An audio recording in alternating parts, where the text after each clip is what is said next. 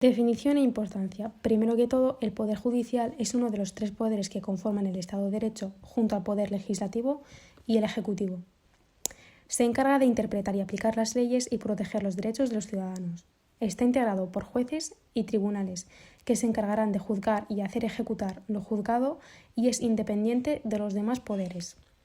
Es importante para salvaguardar los principios democráticos, los derechos humanos y la justicia en una sociedad. La justicia emana del pueblo y se administra en nombre del rey por jueces y magistrados e integrantes del Poder Judicial, independientes, inamovibles, responsables y sometidos únicamente al imperio de la ley. La organización de la justicia. Los órganos que forman el Poder Judicial son los juzgados y tribunales, la Administración de Justicia, el Ministerio Fiscal y el Consejo General del Poder Judicial.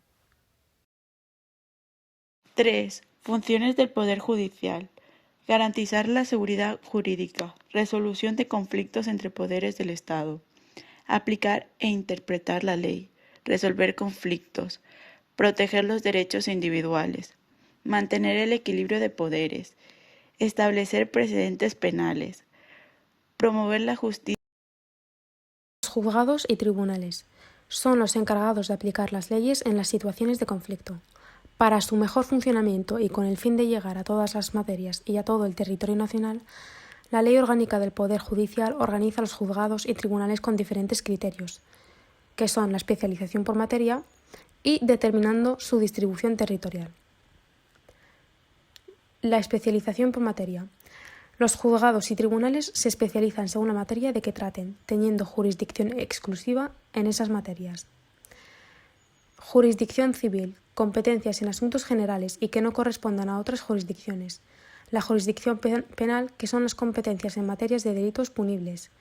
La jurisdicción contencioso-administrativa, que son las competencias en conflictos con las administraciones públicas españolas. Jurisdicción social, que son las competencias en conflictos laborales. Y por último, las situaciones extraordinarias, que son el Tribunal Militar, el Tribunal de Cuentas y los tribunales consuetudinarios.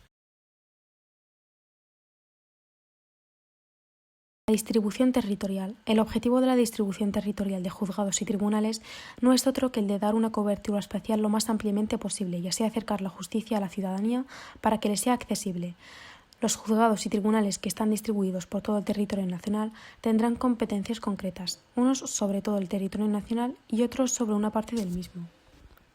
En esta pirámide podemos observar cómo se organizan los juzgados y los tribunales por instancias.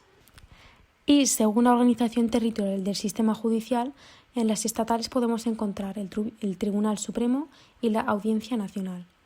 En las comunidades autónomas, los tribunales superiores de justicia de las comunidades autónomas. En las provincias encontramos las audiencias provinciales y los juzgados de lo contencioso administrativo, de lo mercantil, de lo social, de vigilancia penitenciaria, de menores, etc. En los partidos judiciales encontramos los juzgados de primera instancia e instrucción y, por último, en el municipio encontramos los juzgados de paz. La Administración de Justicia es la encargada de dar soporte administrativo a los jueces y magistrados en sus funciones, realizando tareas de gestión de expedientes, archivos, etc. Hay algunas comunidades autónomas o regiones que han asumido las competencias en cuanto a la Administración de Justicia y la gestionan directamente. 6. El Ministerio Fiscal. Se regula de la Ley 50.1981.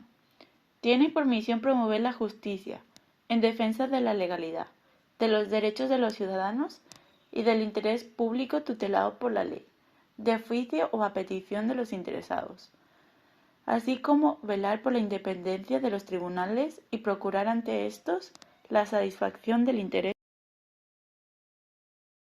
El Consejo General del Poder Judicial. El Consejo General del Poder Judicial constituye el órgano constitucional que estará al frente del Poder Judicial en cuanto a su gobernanza. De esta manera, gobierna pero no juzga. En cuanto a sus características, podemos ver que se compone por 21 miembros, 20 vocales, 10 propuestos por el Senado y 10 propuestos por el Congreso por mayoría de 3/5 de ambas cámaras. Un presidente elegido por el Pleno del CGPJ entre miembros de la carrera judicial o juristas de reconocida competencia. y la duración de los cargos es de cada 5 años. Dentro de la organización encontramos 3 tipos. Primero, el Pleno, que es el órgano principal y está formado por todos sus miembros, incluyendo el presidente. Se encarga de tomar decisiones importantes como la elección de jueces, la elaboración de informes y recomendaciones, y la adopción de medidas relacionadas con la administración de justicia.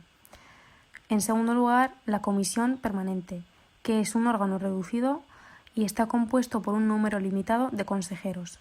Tiene la facultad de tomar decisiones y actuar en nombre del Pleno en situaciones de urgencia o cuando el Pleno no está en sesión. Su función es agilizar la toma de decisiones. Y por último, las comisiones.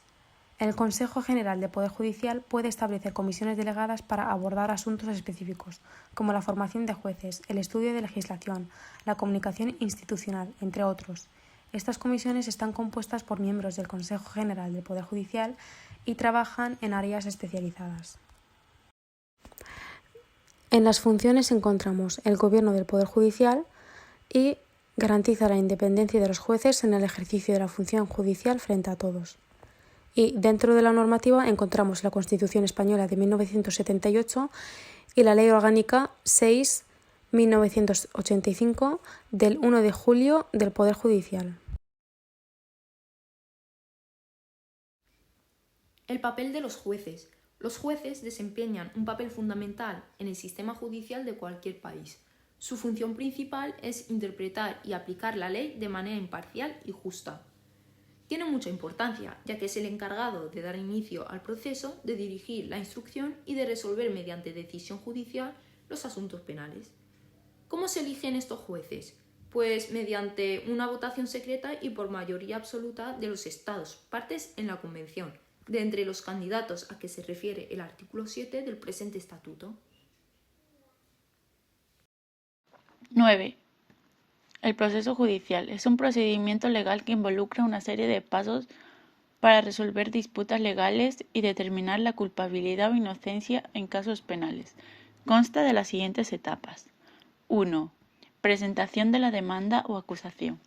Una parte presenta una demanda en un tribunal civil o una acusación en un tribunal penal. 2. Notificación y respuesta. La parte demandada recibe la notificación y responde a las alegaciones. 3. Descubrimiento. Las partes recopilan prueba y evidencia relevante. 4.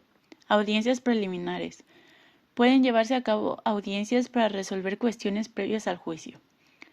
5. Juicio. Se presentan las pruebas y argumentos ante un juez o jurado. 6. Sentencia. El juez emite una sentencia que establece los derechos y obligaciones de ambas partes. 7. Apelaciones. Las partes pueden apelar si consideran que hubo errores legales en el proceso. 8. Ejecución de la sentencia. En casos civiles se hace cumplir la sentencia si se otorga un fallo a favor del demandante. Y en casos penales, si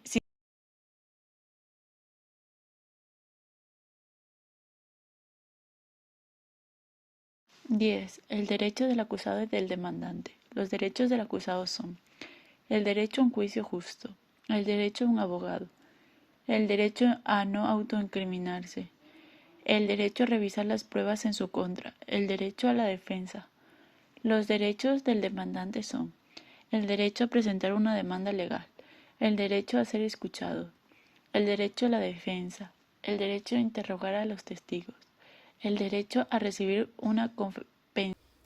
La Ley del Bienestar Animal entró en vigor el 29 de septiembre de 2023. El principal objetivo de esta ley no es tanto el garantizar el bienestar de los animales, evaluando las condiciones que se les ofrecen, sino el regular el reconocimiento y la protección de la dignidad de los animales por parte de la sociedad. Por tanto, no regula a los animales como un elemento más dentro de nuestra actividad económica a los que se deban unas condiciones por su capacidad de sentir, sino que regula nuestro comportamiento hacia ellos como seres vivos dentro de nuestro entorno de convivencia. La ley se centra principalmente en la lucha contra el maltrato y el abandono de animales, endurecimiento de las penas. Asimismo, establece otras nuevas reglas como un máximo de horas que se podrá dejar a la mascota sola en casa. Unas de las prohibiciones que se aplicaron en esta ley son las siguientes: la prohibición de las peleas de gallos, prohibir la exposición de perros y gatos en escaparates, también prohibir a los particulares la cría incontrolada, la prohibición de los circos con animales salvajes, y en la ley se aplicó un curso obligatorio de formación gratuito para las personas que tengan un perro doméstico. Proposición de ley de montes de socios. La ley los define como aquellos cuya titularidad corresponde en pro indiviso a varias personas y algunas de ellas son desconocidas, con independencia de su denominación y su forma de constitución. Esta ley está en tramitación y empezó a llevarse a cabo el 26 de septiembre de 2023.